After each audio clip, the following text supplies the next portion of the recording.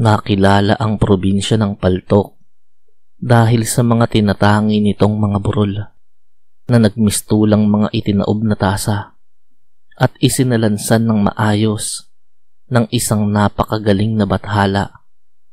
Perpekto ang pagkakasunod-sunod ng tumpok ng mga lupang yon na bumibilang ng higit sa 1,000. Ang lahat ng mga taong naninirahan doon ay nagtutulong-tulong para mapanatili ang likas na anyo at ganda ng nasabing tanawin na ipinagmamalaki ng probinsya. Naniniwala kasi ang mga mamamayan ng pamayanan doon na mayroong isang nilalang na tumatayong tagapangalaga ng mga burol. Pinaniniwalaan nila na ang tagapangalagang yun ang siyang nagbibigay sa kanila ng magagandang ani ng pananim kapalit ng buong puso nilang pangangalaga sa mga burol at likas na kaanyuan noon. Sa probinsyang yun isinilang ang 2 kabataan na nasa 12 taong gulang na sina Nika at Antonio. Kapwa sila lumaki at kinupkup ng napakagandang kalikasang kanilang kinamulatan. Si Nika ay isang dalagitang nagmula sa isa sa mga pinakamayayamang pamilya na naninirahan sa probinsyang yun. Lahat ng magustuhan ng dalagita ay walang hirap na naibibigay ng kanyang mga magulang. Samantalang si Antonio naman ay anak ng isang dato na namumuno sa tribong naninirahan sa parte ng probinsyang iyon na may kasukalan. Kapwa busilak ang mga puso ng 2 kabataang yun na naghahangad na mapanatili ang likas na kariktan ng mga tumpok ng mga burol sa kanilang probinsya. Sa isang bahagi ng probinsyang yun ay may mababaw na ilog na siyang naging lugar ng sumpaan ng 2. Naging saksi ang mga nagtatayugang puno roon at mga kaburolang pumapagitna sa ilog kung papaanong ipinangako ng 2 ang pangangalaga sa likas na yaman ng kanilang probinsya hanggang sa kanilang kamatayan. Basta ako, Nika, hanggang kamatayan ay iaalay ko ang aking sarili para mapangalagaan at maprotektahan ang lugar na to laban sa kung sino mang nagnanais na ito'y dungisan at sirain. Sambit ni Antonio habang nakamuestra pang nakataas ang mga bisig at braso nito para maipakita sa kausap ang payat na kalamnang naroon. Tindig na kagaya ng isang bayani na nagbuwis ng buhay para sa iniibig niyang inang bayan. Pag lumaki na ako ay ako na ang papalit sa aking ama para maging pinuno ng aming tribo. Mas malakas na ako noon at mas may kakayanan. Poprotektahan ko ang kalikasan, ang mga bata, ang mga matatanda, ang mga kalugar natin. At ikaw, poprotektahan ko kayong lahat ng buong puso at buong kaluluwa. Dugtong pa ng binatilyo. Sumilay ang napakatamis ng ngiti sa labi ni Nika. Sa kanyang batang damdamin ay si Antonio ang kanyang itinuturing na bayani, idolo at tagapagtanggol. Pareho nilang mahal ang probinsyang yun at ang lahat ng mga mabubuting taong naninirahan doon. Antonio, sa lahat ng nais mong gawin ay nakasuporta ako. Huwag nilang mamaliitin ang isang babae ng probinsya ng Paltok dahil hindi ko sila uurungan. Poprotektahan din kita at ang probinsyang ito ng aking sariling buhay. Hindi ako natatakot at hindi ako matatakot. Sinserong litanya ng dalagita. Makikita ang mga kinang sa kanyang mga mata. Kinang na indikasyon ng pag-aaruga at pag-ibig.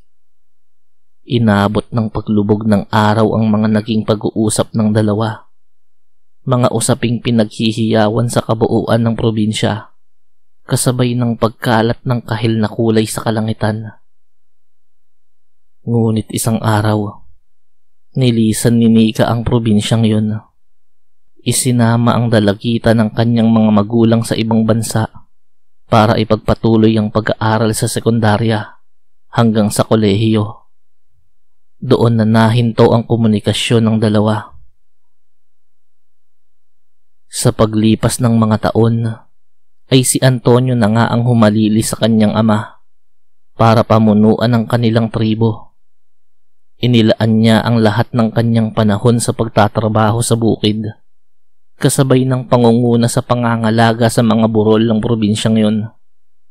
Ipinaglalaban niya ang probinsya laban sa mga malalaking negosyante na nagnanasang tayuan ng mga istruktura ang mismong burol at ang mga pagitan nito. Pero ang lahat ng mga nagnanais na dungisan ng probinsyang yun ay hindi nagtagumpay. Bukod kasi sa napakatapang ni Antonio at ng kanyang mga katribo, ay may kakampi rin silang isang matuwid na abogado na may koneksyon sa mga nakaluklok sa gobyerno. Dahil sa sobrang busilak din ng puso ng nasabing abogado, ay itinuturing na nito ang sarili na isa sa mga taong nananahan sa probinsyang yun, kahit hindi naman talaga iyon doon naninirahan. Isang araw, kakasilip pa lamang ng araw sa mga burol ng probinsya, ay dalawang balita ang inihatid ng kanyang kaibigang abogado na si Felipe. Antonio, madali kang bumaba. Masama at mabuting balita. Kailangan mong malaman. Humihingal na tinig ng abogadong si Felipe. Sige at ilahad mo, Felipe, nang tayo'y maagawa ng agaran at nararapat na aksyon. Matapang na tinig ni Antonio bilang tugon sa kanyang kaibigan. May isang pangkat ng mga tauhan ng isang politiko ang kasalukuyang nagtatayo ng mga pundasyon sa gitna ng dalawang burol na ating pinangangalagaan. Unang balitang ibinahagi ni Felipe. Anak ng... gusto na yata nilang mamatay. Halos mabali ang solidong baitang ng hagdan ng kanyang kubo nang hampasin yun ni Antonio dahil sa sobrang galit. Ang isa niya pang kamay ay nakahawak sa mutya ng salsagan na nakapalawit sa kanyang kwintas na ipinasa sa kanya ng kanyang ama nang siya na ang hiranging bagong pinuno. Isang mutya na kayang ibalik ang buhay ng isang yumao. Anong gagawin natin, Antonio? Tila naging walang saysay ang mga pinanghahawakan nating dokumento. Ayon sa aking nabalitaan ay sadyang napakalakas at napakalawak na impluwensya ng politikong kasalukuyang nagpapatayo ng istruktura sa ating mga burol. Mabilis na aprubahan sa itaas ang kanilang proyekto. Kung kailangang gumamit tayo ng dahas ay gagamit tayo. Sama-sama tayong nangako at nanumpa na iaalay natin ang ating mga buhay para maprotektahan ng mga burol at likas na ganda nito. Ngayon ay sabihin mo ang isa pang balitang iyong daladala. Seryosong sambit ni Antonio. Sinika, yung kababata mong palagi mong kinakwento sa akin, ang dalagitang kagaya natin na handa ring magbuwis ng buhay para maprotektahan ang probinsya. Nagbalik na siya, Antonio. Narito na siyang muli. Kung nanaisin mo, isasamahan na kita ngayon mismo para magkita kayong muli. Nakangiting pagbabahagi ni Felipe. Dahil sa huling mga narinig, ay parang nahugasan ng pag-ibig. Ang galit na kanina lamang ay dumadaloy sa puso at mga ugat ni Antonio. Hindi matanggal-tanggal ang ngiti sa labi nito. Ginugunita ang mga kakatuwang mga alaala mula sa kanyang kabataan, kasama ang kababatang sinika. Ayon sa nabalitaan niya, ay naging matagumpay ang kanyang kababata. Kasalukuyan itong nakaluklok sa isa sa mataas na pwesto sa gobyerno. Nakasisiguro siyang kung ano ang mga sumpaang binitawan nila noon ay matagumpay na nitong nagawa sa ibang bahagi ng bansa. Pareho sila ni Nikang mapagmahal sa kalikasan. Paniguradong makakatulong ng malaki ang kababata niyang yun para sa kasalukuyang suliranin na kanilang kinakaharap. Gayunpaman ay nagdesisyon si Antonio na wag munang humingi ng tulong sa kababata. Bilang pinuno ng kanilang tribo, ay responsibilidad niyang ayusin ang suliranin sa kapamaraanang alam niya. Felipe, mamayang gabi ko na dadalawin si Nika. Oo, at matagal akong nangulila sa kanya. Subalit, marapat na unahin kong maprotektahan ang pinakamamahal nating probinsya. Hindi ako papayag na dungisan nila ang likas na agandahan ng ating kaburulan. Seryosong tinig niya.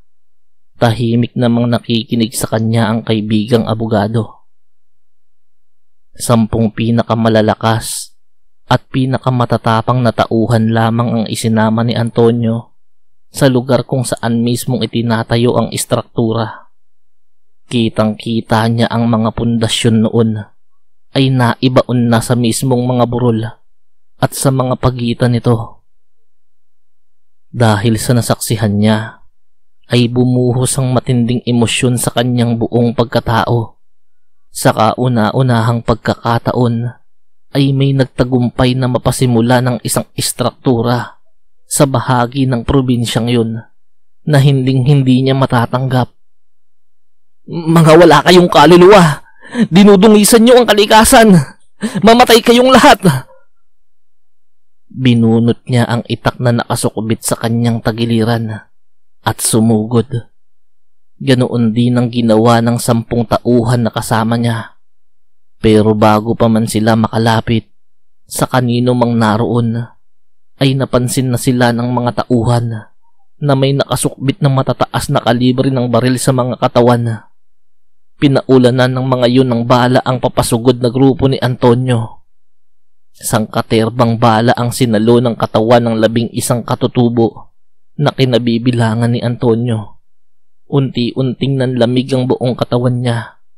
Palabo ng palabo ang bulto ng mga burol na kanyang naaaninag.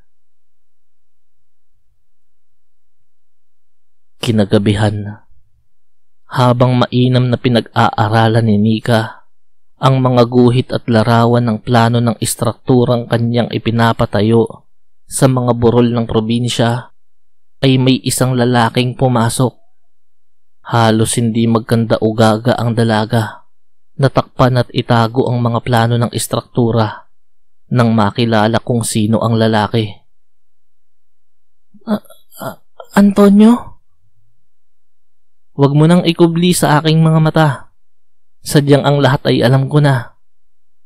Sa mga oras na yun ay nakangiti ang binata. Tila walang mababakas na sama ng loob sa ekspresyon ng mukha nito. Kung gayon ay naiintindihan mo na rin na ang istrukturang iyon ay magiging dahilan para mas makilala pa ang probinsyang ito sa buong bansa at makahalina ng maraming banyaga. Maari, pero sa aking pagkakaalam ay taliwas yan sa ating mga sinumpaan. Pero pang batang sumpaan lamang yun, Antonio. Malawak ang mundo.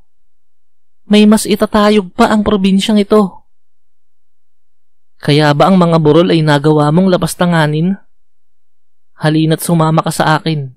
Baka sakaling maalala mo kung saan ka nang galing.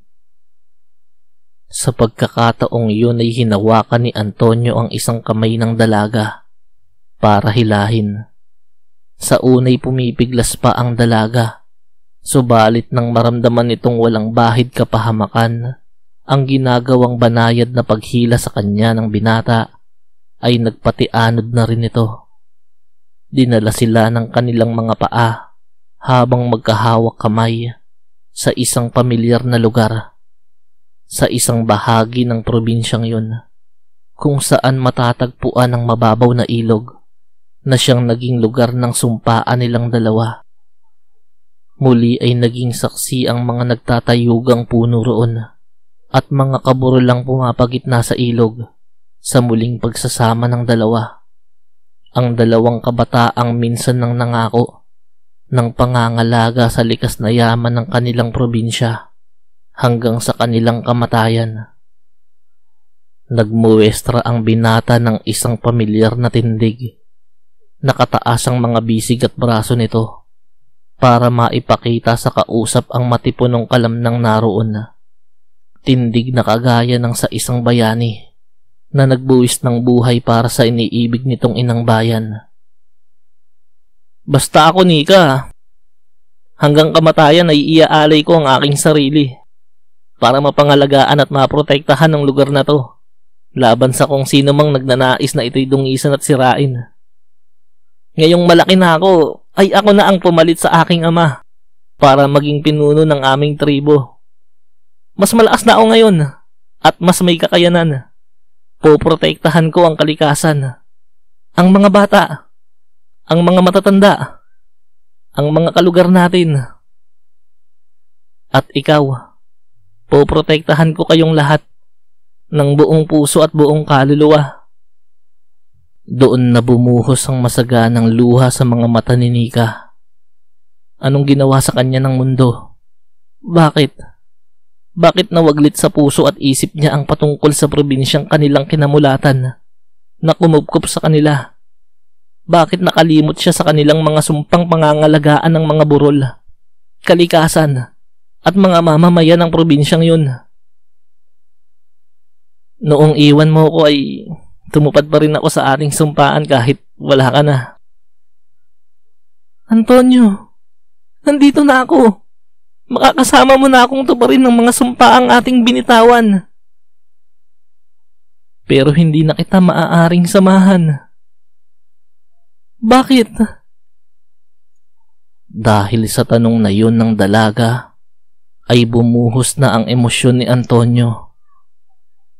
Dahil kaninang umaga, nang malaman ng balita na sa ating mga burol ay may tinatayong istruktura, iginayak ang katutubong kasuotang pandigma. Ipaglalaban ko ang kalikasan ng buo kong kaluluwa. Ngunit nang dumating na sa eksaktong puok, ako't mga kasama ko'y napuno ng himutok. Daig pa ang nakaranas ng 1,000 bangungot dahil sa naraman naming labis na puot. Ang mga burol at pagitay kanilang binungkal. Binuhusan ng semento, siniksikan pa ng bakal. Sinira ang kalikasan, sa dungis ay sinakdal. Pumasok na sa isip kong patayin ang mga hangal. Subalit bago makalapit, 10 ng mga kasama, ang mga tauhang nakabaril nagpakawala ng mga bala. Sinalo ng mga katawan namin ng maiinit na tingga, dahilan ng paghinto ng aming hininga. Unti-unting minamasdan ni Nika ang unti-unting paglalaho ng bulto ni Antonio. Naging saksi ang mga nagtatayugang puno roon at mga kaburol ang pumapagitna sa ilog sa pamamaalam ng isang magiting na tagapangalaga sa katauhan ni Antonio. Sumabay sa huni ng mga kuliglig ang mga pigil na hikbi ni Nika dahil sa pagkawala ng isang kaibigan na minsang nagturo sa kanya kung papaanong mahalin ng kalikasan